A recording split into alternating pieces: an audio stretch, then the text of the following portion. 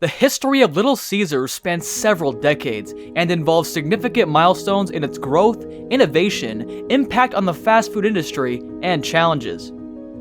However, Little Caesars still manages to be one of the top 4 pizza chains in the world based on sales and unit growth year over year. So, let's dive into the story of Little Caesars. Before we start the video, please support the channel by hitting the subscribe and like button. Thanks for watching. Little Caesars' history starts with Mike Ilitch, also known as Mr. I. He was an American entrepreneur and restaurateur who served as the founder and owner of the international fast food franchise Little Caesars Pizza. He also owned the Detroit Red Wings of the National Hockey League and Detroit Tigers of Major League Baseball. Ilitch was at the center of Detroit's downtown redevelopment efforts. He purchased and renovated the Fox Theater and relocated his business headquarters, Ilitch Holdings, to the new facility. He also owned Olympia Entertainment. Ilitch was born in Detroit in 1929 to Macedonian immigrants Sotir and Sultana Ilitch. His father was a tool and die maker. A graduate of Cooley High School in Detroit, Michigan, Ilitch served in the U.S. Marine Corps for 4 years. After his return home to Detroit, the Detroit Tigers offered him $3,000 if he would sign to play baseball. This offer led to Ilitch having a 4-year minor league career from 1952 to 1955. Ilitch played mostly second base for the Tigers, New York Yankees, and Washington Senators organizations in the Pennsylvania-Ontario-New York League, Cotton States League, and Florida International League. He was forced out of his playing career due to a knee injury. After leaving baseball, Ilitch started a pizza restaurant. With the help of his wife, Marion, the Ilitches opened Little Caesars Pizza on May 8, 1959. The first location was in a strip mall in Garden City, Michigan, a suburb of Detroit, and named Little Caesars Pizza Treat. The first Little Caesars franchise location opened in 1962 in Warren, Michigan, and was still called Little Caesars Pizza Treat. The same year, the Little Caesars logo became a 3D figure and was used in outdoor signage.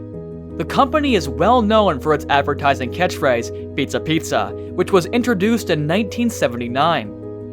The phrase refers to 2 pizzas being offered for the comparable price of a single pizza from competitors. Initially, the pizzas were served in a single long package, a piece of corrugated cardboard in 2x1 proportions, with 2 pizzas placed side by side, then slid into a form-fitting paper sleeve that was folded and stapled closed. In 1988, they introduced a square deep dish pizza called Pan Pan. Customers could purchase the Pan Pan pizzas as part of the 2-for-1 deal, or mix and match with 1 pan pizza and 1 original round pizza. For a time, in addition to pizza, the menu also included hot dogs, chicken, shrimp, and fish. In the 90s, the chain opened its pizza playground restaurant named Caesarland, which featured interactive play equipment, sports, video games, and more. In 1997, the chain introduced shaker boards to advertise its hot and ready pizza. A large pepperoni pizza sold for $5. The concept was successful enough to become a permanent fixture of the chain, and led Little Caesars' business model to shift and focus more on carryout.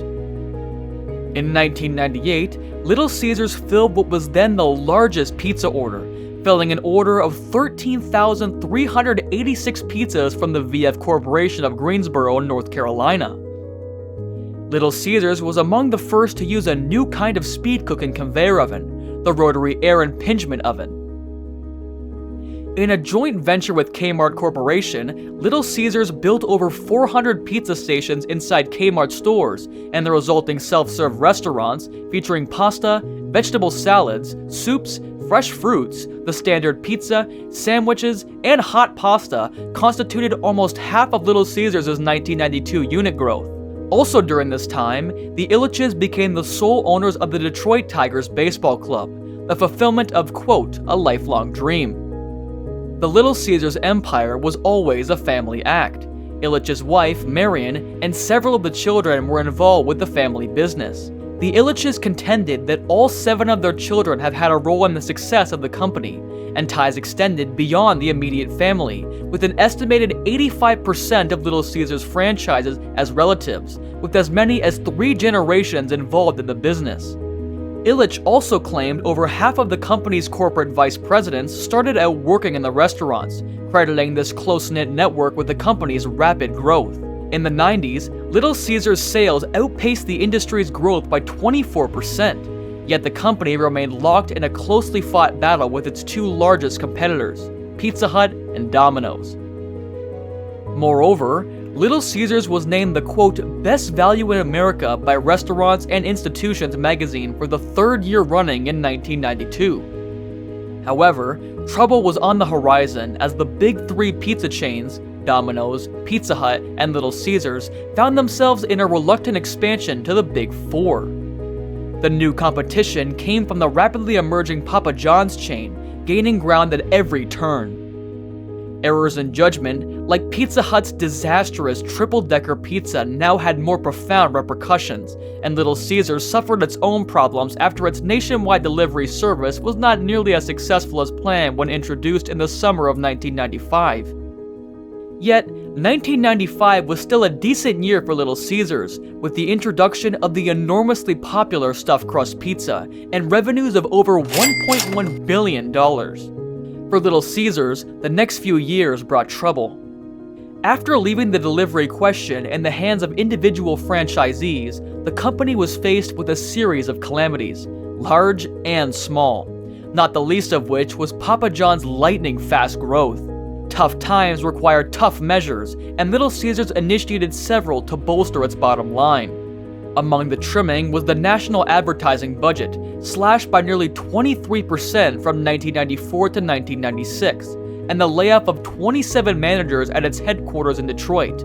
The jobs represented 1% of its corporate workforce, and rumors linked the purge to Harsha Agadi's appointment as COO, and the company's 8% decline in domestic sales in 1996.